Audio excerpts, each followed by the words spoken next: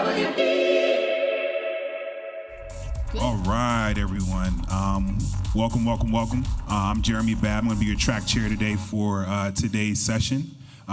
Today's session, which is Beyond Sight and Sound, Multisensory Experiences for Consumer Engagement. I did fly in from Washington, D.C., so if I seem a little jet lagged, please excuse me. But I'm really excited to be here with you guys, and I'm going to go ahead and kick it over to Linda. All right. Well, first of all, everyone applaud Jeremy for keeping a tight ship. Thank you, man. Thank you.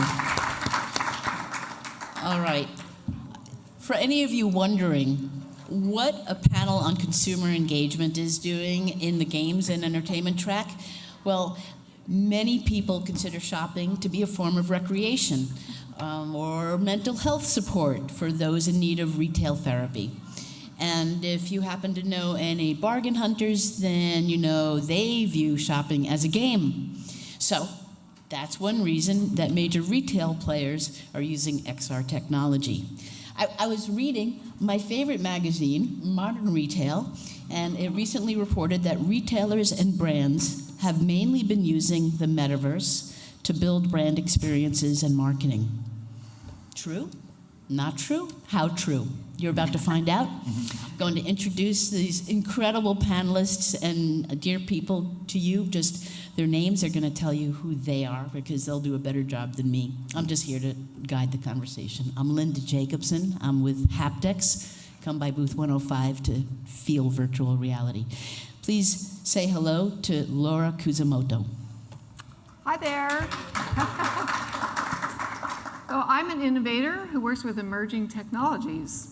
Most recently, I was leading a team at Meta that was driving the adoption of XR, that's AR, VR, MR, 3D, and metaverse technologies into practical applications for the benefit of the business and everyday work. And I'm also on the board of directors of the Virtual World Society. Before Meta, I worked with a number of different brands, including Deloitte, Kaiser Permanente, Disney, Lego, and Intuit. And I'm going to show a few examples from some of those companies today. One thing that really fascinates me is how our cultural love of emerging technology continues to blindside people with inflated expectations and fears of what it can do, often overshadowing what humans and businesses in the loop actually need and want and can get from it. So in the beginning, I was a software engineer, and it was a long time ago. But I'm still a real nerd when it comes to setting up processes that deal with the risks of emerging technologies and creating practical applications that address both the user's needs and deliver business value. That's me. And are we doing the introduction? Jackie Morey is about to introduce herself. I am going to introduce Jackie you can Morey. introduce Jackie Morey. You're not doing your slides? No. Oh, we do the intros. Yeah. Sorry. Okay. Jackie Morey. Say, I'm Jackie Morey. This is what I do. Google This me. is why she's so good. So yes, my name is Jackie Morey. I've been doing this stuff for more years than some of you guys have been alive, and learned a lot along the way, and hope to impart some of that to you today in this panel, which is very timely, and you'll hear more about that. And I get to introduce Kip Haynes, who I've had the pleasure of working with before. We have. Yes, do we it go again. back. I feel like you cut yourself short there. There's me. a lot of stories to be told about Jackie Morey. So yeah, my name is Kip Haynes. I'm a creative technologist at Lowe's Innovation. And if you don't know about Lowe's Innovation, we are the hardware store, believe it or not. And the lab is, it's a growing lab, actually, and we're just mostly, in a nutshell, focused on just addressing the friction points throughout the business through sort of the lens of emerging technology. And yeah, a little history about me. I don't want to go on too much, but I have a background in computer engineering, and I've been at the labs for like 3.5 years. Before that, I was at IKEA Digital Labs, doing kind of similar work. It was really fun. Before that, I was technical director for several interactive agencies in Los Angeles, just creating huge brand activations and experiences for all sorts of commercial things, engaging consumers in unique ways. And back in our time, Jackie, we were in academia for 10 years at USC's Institute for Creative Technologies, doing virtual humans and human studies and lots of interesting research back then. And you actually hired me to move to Los Angeles, so you're definitely part of my story. Yay me. So. Awesome. Thanks, Kip. Yeah. Oh, Tom. This is Tom. I'm Tom Carter. I'm the CEO and one of the co-founders of Ultraleap. We create two technologies that remove the boundaries between users and content when we're interacting in these immersive environments. The first is hand tracking, so taking images from a camera and turning them into real-time 3D models of your hands. And the second is mid-air haptic feedback, which uses sound waves projected through the air to vibrate the surface of your skin and enable you to feel what it is that you're doing. So, very much a big proponent of the multi-sensory approaches to immersive tech, and looking forward to the panel. Excellent. So we're going to start the discussion by looking behind us, looking at what's in the rearview mirror, and kind of getting some insights directly from Laura and Jackie, who've been there, to talk about how have retailers and consumer-facing organizations implemented virtual reality with additional simulation channels in the past. So why don't you start out, Laura? Okay, next slide, please. Well, I do want to point out that as we give these examples and sort of looking into the future, you can take note that the things we're going to be talking about are in various states of technology readiness. Some things are in the research lab, some things are prototypes, some things are pilots with their target audiences, and others are all the way out in commercial products in use today. So keep that in mind as we go forward. So I'd like to go to the next slide. Let's start with Lego. After all, a lot of innovation starts with Lego, and I mean that at multiple levels, but starting with when we're playing with it as kids. So back at the turn of the millennium, Lego had an R&D group called Darwin that was trying out a variety of advanced technologies, artificial life, virtual reality, and seeing how they could be used in toys and play. And as Lego was entering the digital age, one of the basic issues that we were considering was, how do we entice the users, the children using Lego, to engage with the physical blocks and not just their digital format? This was not only supportive of the blocks business, but also addressing the basic value that Lego wants to develop the minds of children in healthy ways. So the project that you see in this picture was a very novel conception at the time of augmented reality. The overall idea was that kids would be playing with a Batlord castle with the actual blocks and minifigs, Lego models, and create stories with those that they could record with a magical camera and then share it with their friends. So in the picture, you see a handheld video camera pointed at the physical model, and it would see, in quotes, superimposed animations, but that had to happen on a supercomputer at the time called a reality monster, and that was displaying it on a computer display rather than on the camera itself. Some of the motions were triggered by moving the minifigs around, and so there were sensors in those that was making this whole magical animation occur. Now, this was in 1998, before the invention of the consumer phone cameras like the iPhone.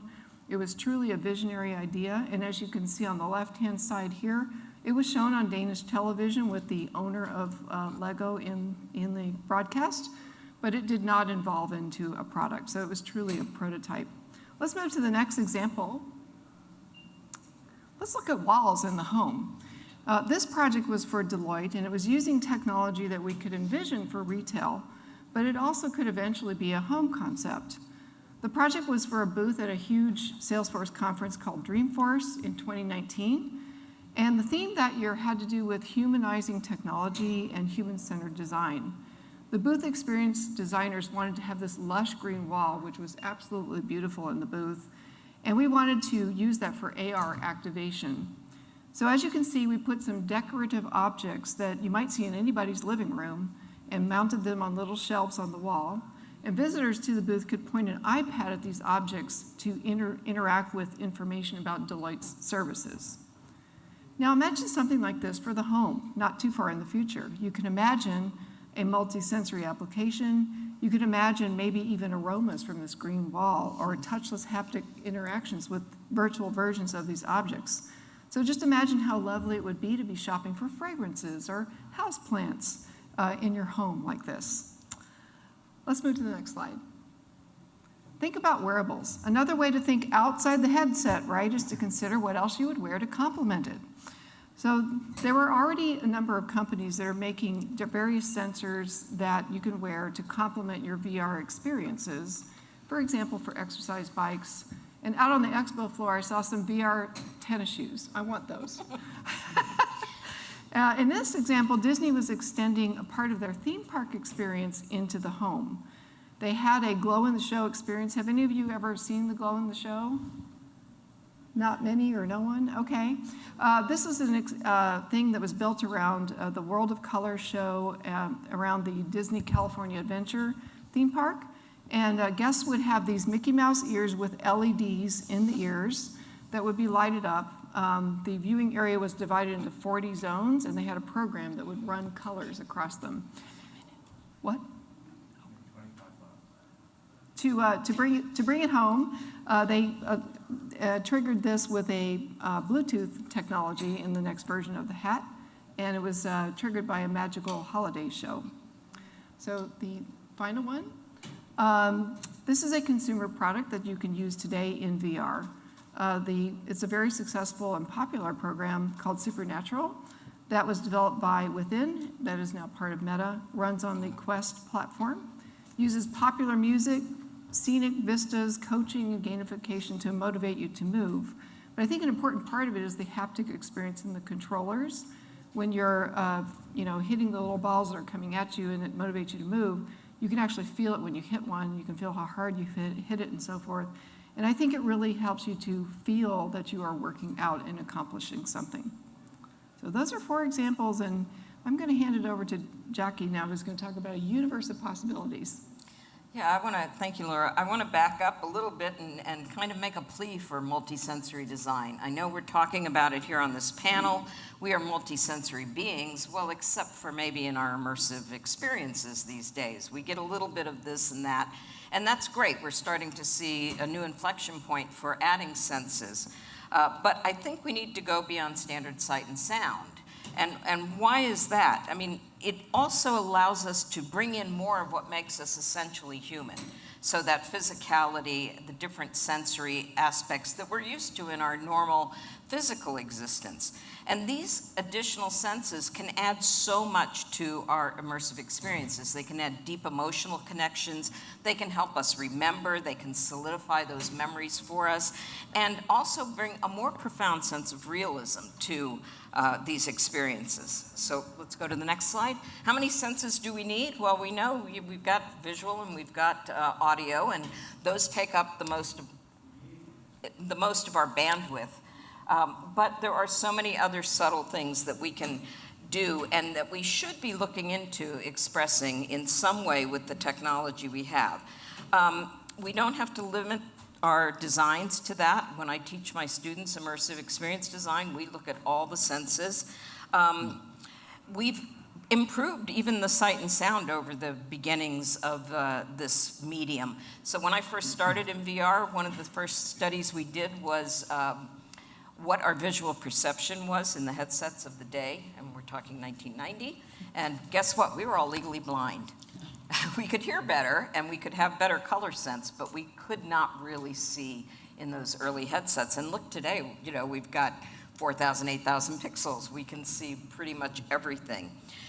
I think that we can add even more senses to bring those emotional, evocative content triggers to our digital experiences. So how many senses do we have? I mean, that jury's out. It can be anywhere from someone saying 5 to 50 plus. And when I was researching this, I was like, I don't think I can explain all 50 of those senses. But we have these external systems, our vision, our sound, things that come in through our physical senses, the smell, taste, which is a chemical sense, so you actually have to get some extra stuff in there for that one.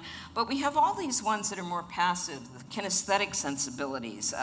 Haptics is many different things, and we're really starting to crack the nuggets of what haptics can be for an immersive experience. And I find that incredibly exciting, and seeing what's out there today on the floor is just, I'm looking forward to the future for that. But we have all these internal systems too that we might be able to maximize. And the thing about it is, next slide, that perception is not just one thing. We integrate all of these senses, all of our perceptions, into a gestalt that is so much more than any one sense. And I think we have not yet started to maximize the possibilities in doing that. So these senses all influence each other, and we can be very artistic and crafty about putting them together in a way that brings in more of our physicality to these digital experiences. And that means we need to think about immersive design from this standpoint of the more inclusive sensory mechanisms that we can bring in any sort of minuscule beginning way.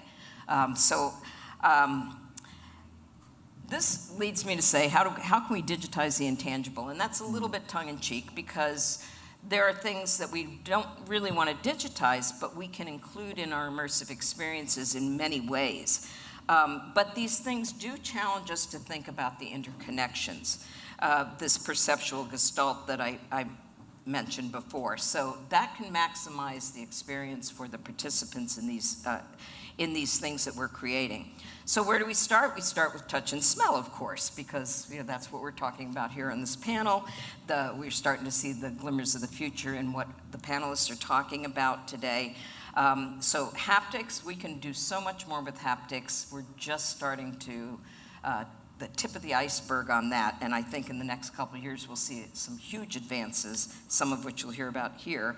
And then adding smell, which is one of our most evocative senses. This could impact the meaning of an experience that we have. It could add so much more. It could promote behavioral change. It can increase our wellness. It can bring us closer to our loved ones. It's time for us to do for all the senses what we've done for sight and sound. So let's get the touch and the smell in there. And with that, I'm going to turn it over to Kip, who's going to tell you about some of these glimmers of that tip of the iceberg. Although, that Kip, I was mentioning. you told me you're going to jump in with a little bit more background stuff. Is that true? Should I go to the next slide? You can go to the next slide, All right, sure. all Let's right. see. Yeah. Oh, it's me. It's Kip. Here we are. Okay, we can stop. Kip in his kitchen. Yeah, and actually, I remember working on a very early scent collar with you, Jackie, and building some kind of smell-driven experiences in VR is so interesting. I'm super excited to be talking about an experience or an application that we've been working on at Lowe's Innovation for the last few months, and it's called Infinite Kitchen Touch. It actually exists right now in booth 105. You can go check it out. And it's basically a touch-first, kind of haptics-enabled experience in VR that allows the participant to go do some kitchen design and also interact with products and just kind of play around and have fun. And just to give a little bit of context, so Lowe's Innovation, if you're kind of unfamiliar with this, we've been working in spatial computing and XR space for quite a while. I think we're up for Augie Award, so maybe we'll go home with that tomorrow, who knows? Hopefully. Go Lowe's. Go Team Lowe's. So in the last year or so, I think there's been a huge focus on the enterprise, building a digital twin of our stores, and just building a framework that we can basically create spatially driven experiences and tools for our associates and for the business at scale, which is, it's not easy to build these experiences at scale, I could tell you, especially when you're in a big company like Lowe's. But I'm very fortunate to be part of a smaller group in the lab called New Interfaces, New Realities, where we've been kind of challenged to just look way forward, and just imagine what customer interaction could look like in the years to come, and just to create explorative experiences. And as a creative technologist, as an engineer technologist, you don't get asked to do that very often in your life. So when it happens, you just grab it and run with it. And I feel like that's what we've done. So this experience, and you can go to the next slide if you want. There's a little video here that kind of shows what it is. This is more of a kind of a slick promotional style video, but it still kind of gives you an idea. You can hit play. So this experience, first of all, we're working with haptics gloves. So if you go and do this experience, you're going to get kitted out with these amazing gloves. You're going to get a backpack with an air pump put on it. You're going to get like a Vario XR3 headset, really nice headphones. It's going to be like Terminator-style kitting out here. So it's a super fun project to work with. But the experience itself, I mean, you all know redesigning kitchens, doing remodels, and visualizing kind of big changes to your house it can be super arduous and difficult sometimes. And in the last few years, there's been some great tools that have been really helpful in that space, especially using AR and VR to visualize things. But we wanted to kind of take that paradigm to the next step and just say, okay, like, what if you could not only visualize these materials and these appliances and all this stuff in your space, but you could actually touch it, you could interact with it. You could do kitchen-y things, right? Like wash your dishes and turn on that faucet and kind of feel the water on your hands, or bake a cake, crack some eggs in a bowl, run an appliance, and hear and see and feel what that appliance actually looks like. Take a cup and fill it full of ice, and water, and then try to drink it. And that would be kind of awkward, but you could try it. I saw many people try to do that today. And I've been in the booth all morning, so I'm like super jazzed up from just seeing people actually try out something that I had a hand in creating. So it's so fun. This is a great experience. It's a special experience in a way because this is very kind of explorative. All right, you can hold that slide. It probably is never going to actually be released to the public, but you have a chance to see it here. So if you haven't, go check it out. Try to get in on the schedule. It's pretty full now, but who knows? And also, I'm just super proud of the team that built this. Just a really talented group of artists and engineers. Most of you guys are here today, so it's amazing, and feel lucky to get to represent some of this work.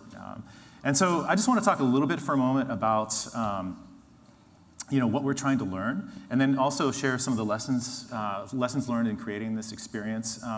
So why would Lowe's want to build this in the first place? And I think from a lab's perspective, we're just asking ourselves, like, how would you even go about building a touch-driven VR experience? Like, there's not a lot of examples out there, to be honest, and especially something that uses real products and kind of has like a commercial application for consumer-driven behavior.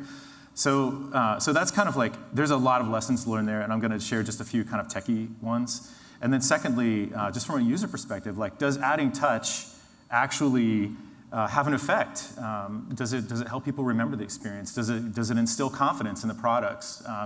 Do people believe in what they're touching, and does it create a sense of engagement? So we're actually doing a pretty serious human interaction study starting next month, where we're going to try to measure how well people remember the experience, what details they can recall.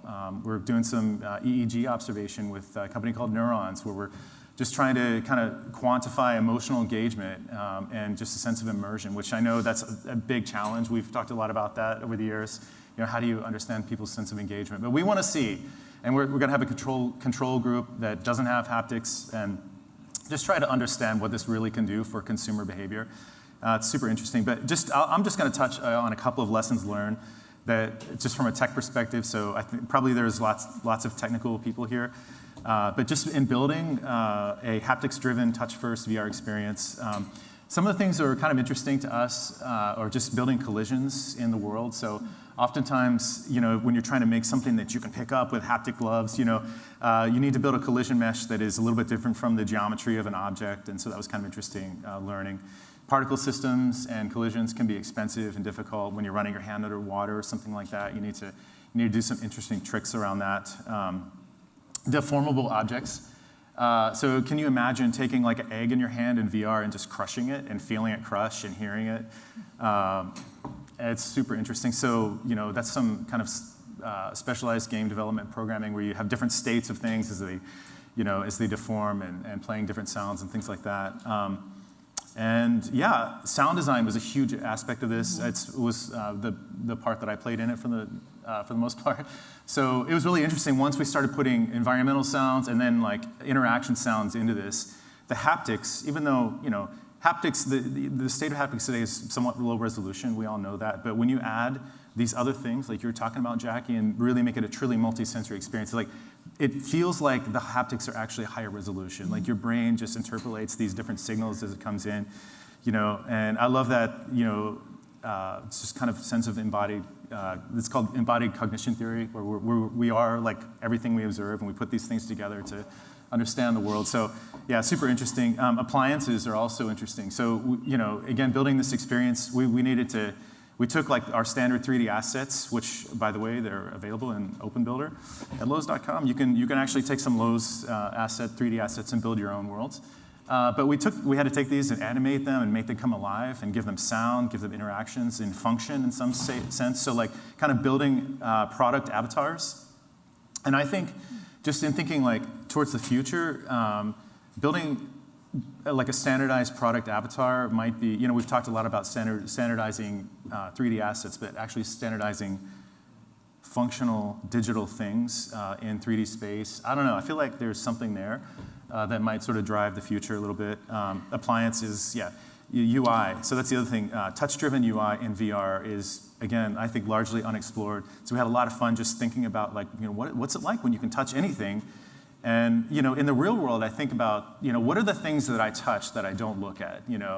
Maybe it's like when I go into a room and I turn the light on, or you push a drawer closed or something like that. And what are those? How could we kind of extend that into designing great UI in this space? And so you can just grab me or anyone from our team if you're interested in these things. I love talking about it. I'm super jazzed about this project. So you can go to the next slide. And I just also want to really quickly talk about an awesome book that was inspiring to our team. If you're interested at all in haptics and consumer behavior, this is a great collection of research, Haptic Sensation and Consumer Behavior by Margot Roquette and Sonia Capelli. We met Margot at Smart Haptics earlier this year, fantastic researcher. And you can go to the next slide. She talks a lot about the need for touch. Starting from like this autotelic need for touch where, kids are born with this, right? Like they touch everything, you got to stop them sometimes. But, and some of us are still like that. Like I'm like a kinesthetic person, I'm a hugger. I like to touch the world and experience things. It's really fun. Just being in the store, watching people, I spend a ton of time in Lowe's, and it's really fun just being in the carpet section and watching people just experience these materials, or the tile section, wood, all these things like we want to touch just for fun. And then kind of moving into that instrumental need for touch. All right, hurry up.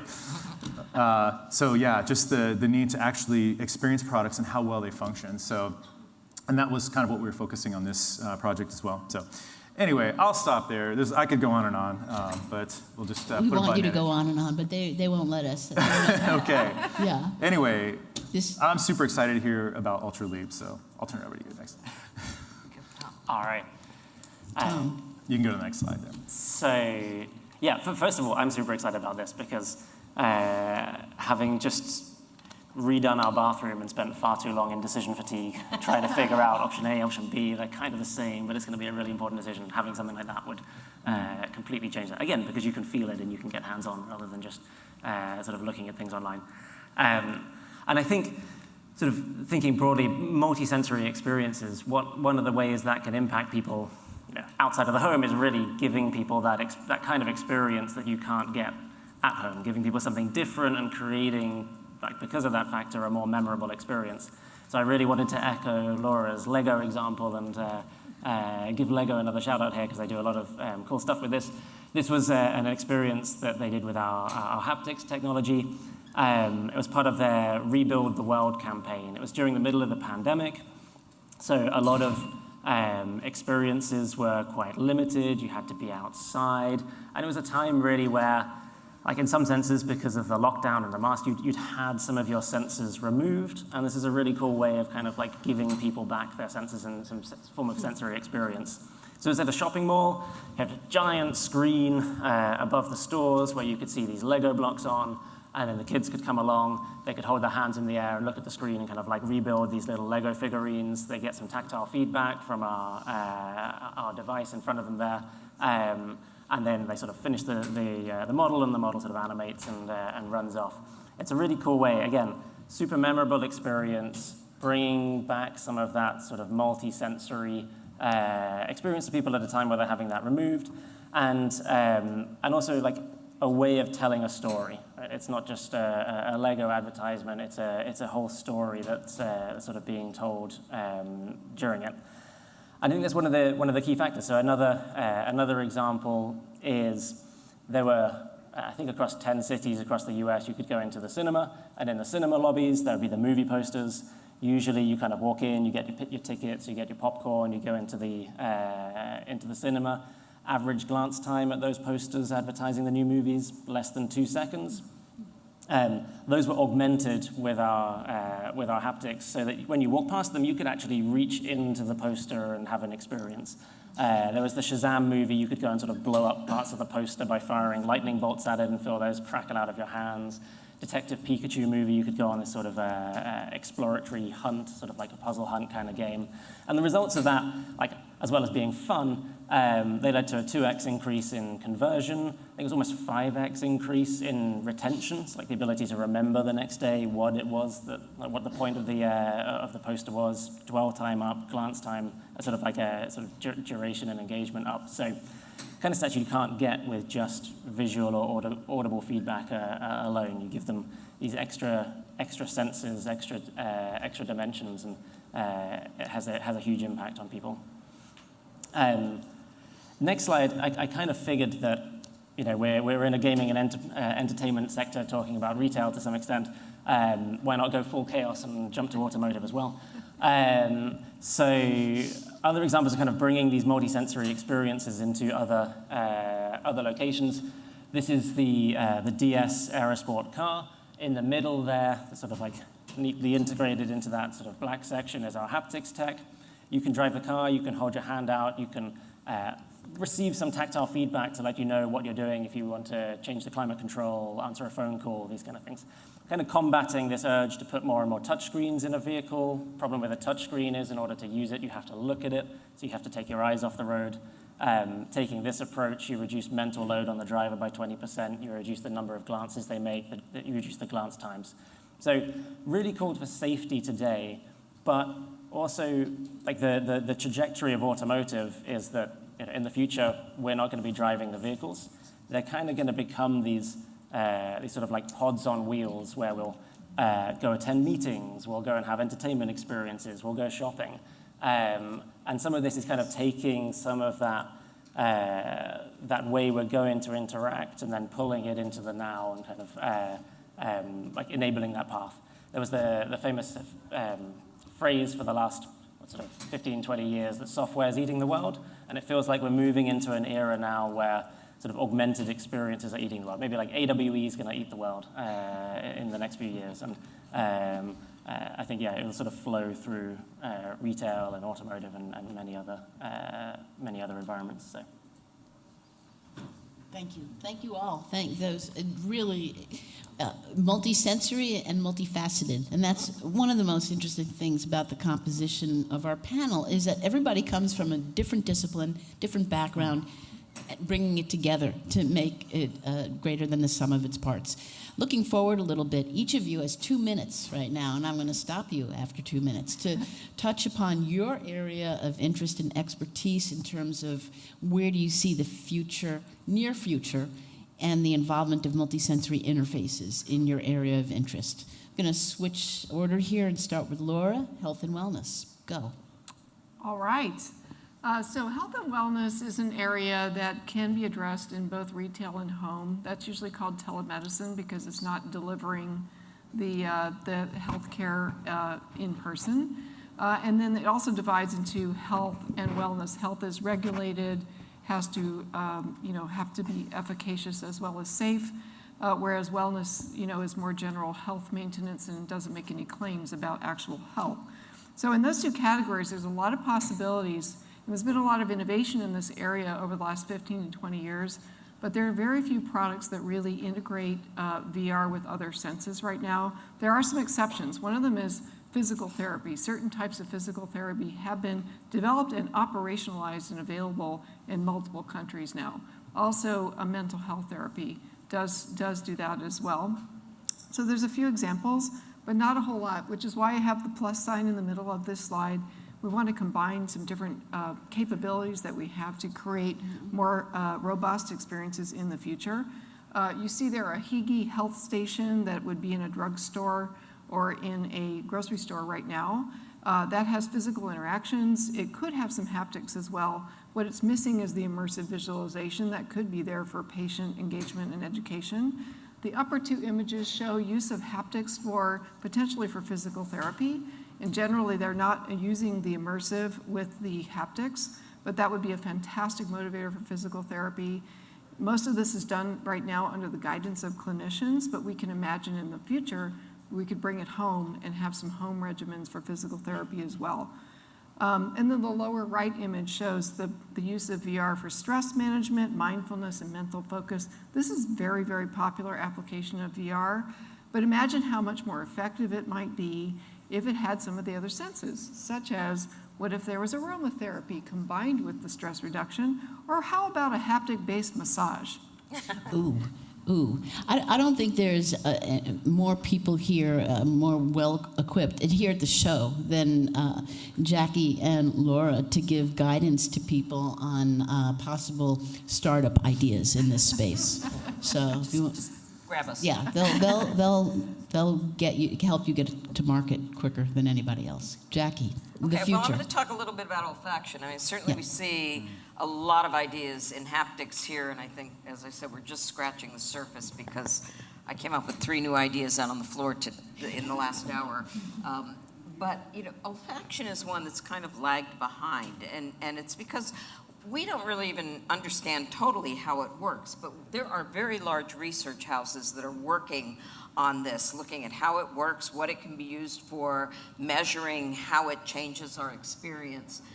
There are scent displays out there that are both personal and social.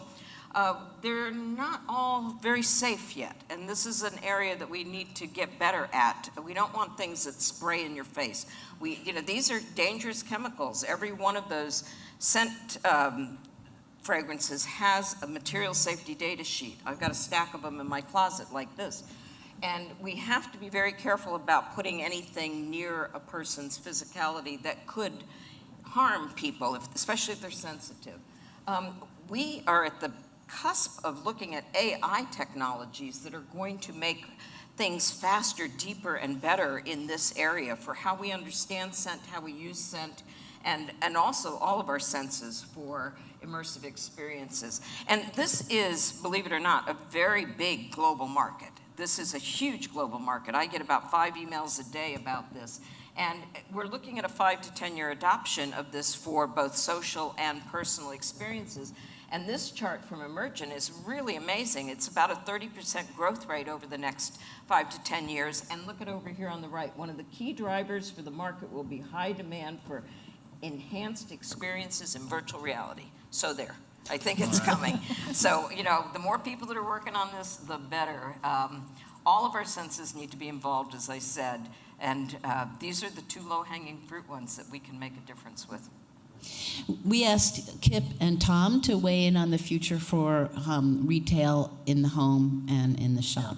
So I would like to just go to that. Yeah, Go just ahead. forewarning, my thoughts are not well fleshed out on this. I've been kind of marinating on this question this week a lot, asking my friends what they think. And okay, so from a consumer perspective, I think that the way people buy things will generally lend themselves to lightweight interactions. So think AR and phone portals and things like that. And I think, but you could pull in multisensory things in that sense, like what do things smell like or feel like, and from a haptics perspective.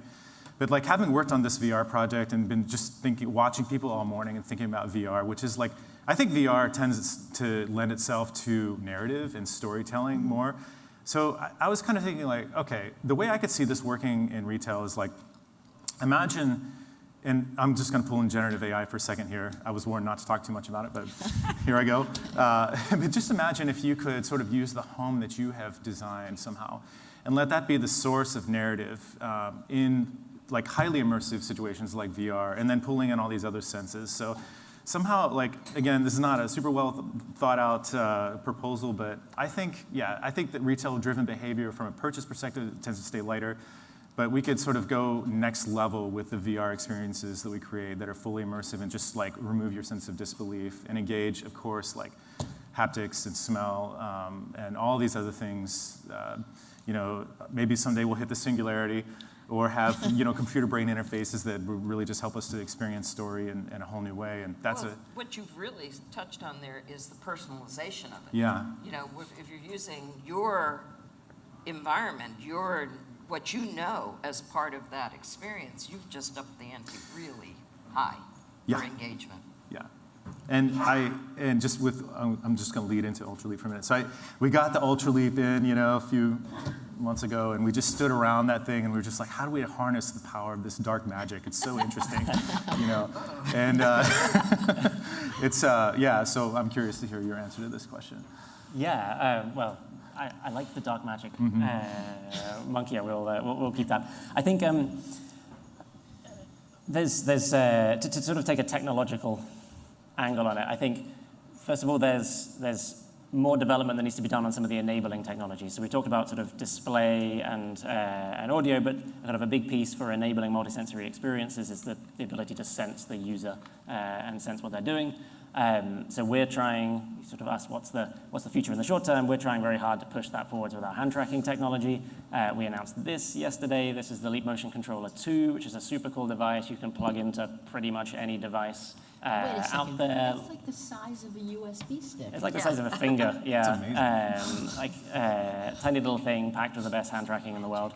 You can plug it into VR headsets. You can plug it into laptops, holographic displays, whatever you like. So I think there's still exciting things to come on the ability to sense the users that will help enable more and better multisensory experiences. But visuals, audio, even that sort of sensing technology is more mature than a lot of these other sort of sensory feedback, haptics and smell. And so if you kind of cast that forward over time, increasingly the best or ultimately the only way to really differentiate your experiences from others out there is going to be on these other senses. It's going to be on haptics. It's going to be on smell. And I think at that point, you're going to have a little bit of a divergence between what are you trying to do? Are you trying to tell a story, in which case you're going to go for maximum immersion possible, maximum realism, and that's going to be like the real driver? Or are you trying to offer kind of like raw functionality, in which case the driver will be more towards lower cost, smaller size, lower friction for the end user. I think both of those lead to really cool, exciting places, and it's going to be exciting to see them evolve kind of in parallel. So. That's fantastic. And you all kept to time beautifully. Thank you. And we want to hear from the audience before we ask Kip to lead us in a group hug. Jeremy, I think this is your part. Yeah. Hi there, everyone. Greg Panos. I've had a lot of talks with clinicians about the adoption of new technology, and they seem to their eyes just glaze over. And it must be really tough. Laura, I mean, you probably have outreach, and you want to get some clinicians in different areas to try to work with you and do these things. Everyone seems really terrified of liability issues. They don't even want to think through it at all. And for developers and for inventors and for scientists and creative people that are trying to innovate in this field and use all these fantastic little pieces of the technology that you've all been representing here today, what are your thoughts on somehow getting through the barriers, getting the adoption to happen, and the clinicians and everything else? Do we have to come up with a whole new insurance company that covers it for them so they don't have to think about it? Or are we stuck with the old school worry, fear, cost me money, so forget it? Yeah, no, I totally understand. The barriers are very high in health, which was why I was distinguishing between health and wellness. A lot of tech companies aim for the wellness area so that the barrier of entry is harder. But I did work for Kaiser Permanente in emerging technology adoption for 5 years. And it is a very long process. And I think that the technology companies in particular don't understand how long of a process it is when they step into it. The good news is the innovation has been going on for 20, 15 years, depending on the area. And so, that gauntlet is better understood. There's a whole community of VR people in particular that are doing VR for health. There was a conference in March in which there were, thousands of people there. Linda was there as well. Several dozen startup companies, but there are probably more than 100 startup companies that are working on that. So those folks are the ones that are going through identifying the need, and if it has high enough value, then you can attract interest from the business, which in this case would be the clinicians or the hospital administrators, et cetera. But you don't want to minimize this. It is a long path, and it does take many more years, et cetera, to get anything clinical through. Yeah, and I think that's the point, that patience has to be part of this. And yet, if you have these intrepid souls that are out there pushing this technology, like Skip Rizzo, it took him 10 years to get that in the VA. So you just keep building on the shoulders of the people that have gone before and have shown the value, and you have your idea, and you get it through all the hoops and loops, and you get it to a point where it's doing some good out there. And we just need more of that. We need more intrepid people who are patient and can be in the game for the long term and knowledgeable. I think we have more of a community too for digital health in general, and for VR and XR in particular, a growing community of people that kind of know the ropes and can help. They can't accelerate an FDA process, but they can accelerate fitting the product to the healthcare workflow. Ecosystem, yeah. I think if I can add quickly as well, I think I can't speak if your company's primary focus is health, then absolutely there's going to be like a lot of barriers to get through there. If you're just a pure technology company, then for what we found, our tech is used in surgical theaters. It's used in helping cure people of sort of various conditions. You can find some really great partners out there who know how to manage like those hoops, and you can have a technology relationship, and they can kind of handle that from there. And then to the point of Jackie's absolutely right. It takes a long time. So having other parts of your business that kind of sustain you while you wait for even just FDA approval to come through takes like forever. So not being sort of fully focused on it is helpful if you're at that technology layer like we are. Yeah. Thank you. Just a quick comment. I mean, the elephant in the room. I've been thinking a lot about how COVID has absolutely transformed retail. Think about some of the things you probably bought in the last 2 years online that you never would have imagined buying, and the same thing with telehealth. Now everyone is used to seeing the doctor online, and it's like a total normal thing. And so sometimes that kind of friction creates opportunity in a sense. So in fact, the regulations were suspended around telemedicine for the pandemic, so that those televisits could occur. And now there's controversy about, are we going to revert back to the way it was before, or are we going to let this be the new norm? So next time you're up for a surgical procedure, make sure you get a surgeon who's been trained in virtual reality before attempting your procedure. Next question. Hi, I'm Deidre. Thank you so much for today. It has been really invigorating. I have a question about studies that are going on. Specifically, you brought up neurons. 2 questions. Who's leading the studies on how memorable experiences are? And then what would you say is the amount of time you'd need to have an experience, either touch or sense of smell, since we're talking about those 2, to make it memorable? And how long is it currently being memorable? Yeah, so we're developing this study in conjunction with neurons, and actually Jackie's helping us design it as well, and then internally. So and happy to introduce you to the people that are thinking those things through. I think Jackie's been actually an amazing resource in that space for us. Time in the space, I don't know. Well, it's not about time in the space. It's about what happens in that space and what you make of it and how you come out of it.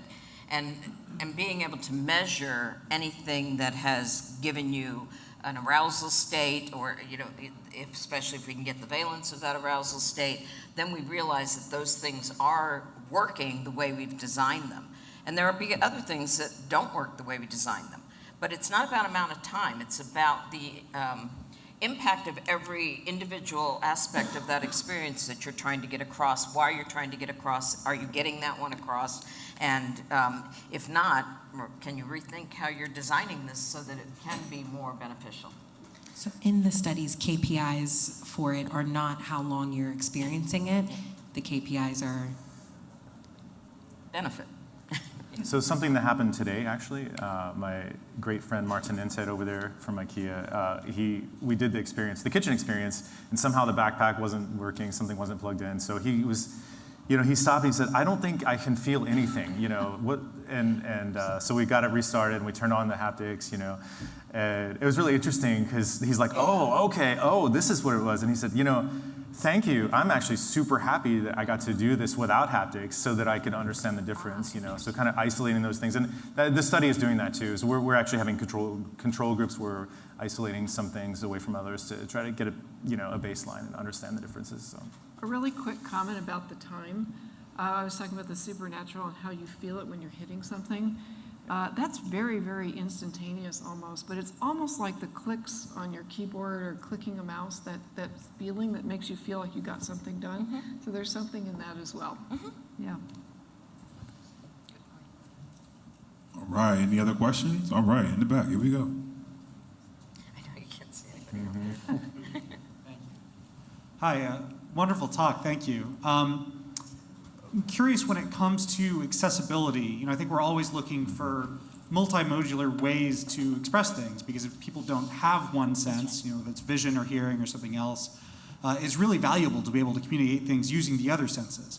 And so I'm very curious if you've thought about the use of haptics or sound or even olfactory senses in that accessibility use case, and how much it differs between kind of augmenting some of these experiences with an additional sense and replacing one sense with another in sensory substitution. I don't think there's been a ton of work on that yet, but certainly there's room for that. And I know most VR stuff doesn't address accessibility. I had one deaf student who went into a VR experience, and we had the creator there, and her person that was working with her said she won't enjoy this because she won't be able to hear it. It's all about the sounds.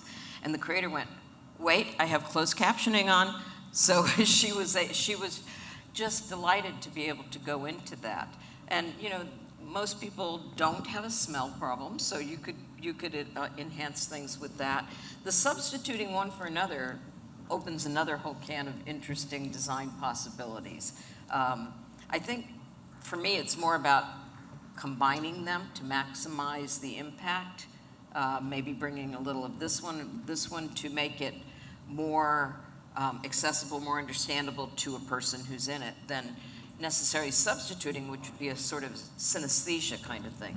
But that's also really interesting. So as you could imagine, accessibility is of great interest to haptics. And very recently, the incredible organization, the XR Association, and an organization called XR Access about accessibility led a community discussion addressing exactly what you're talking about, focused on haptics, implemented in these environments in order to help people who are lacking other senses.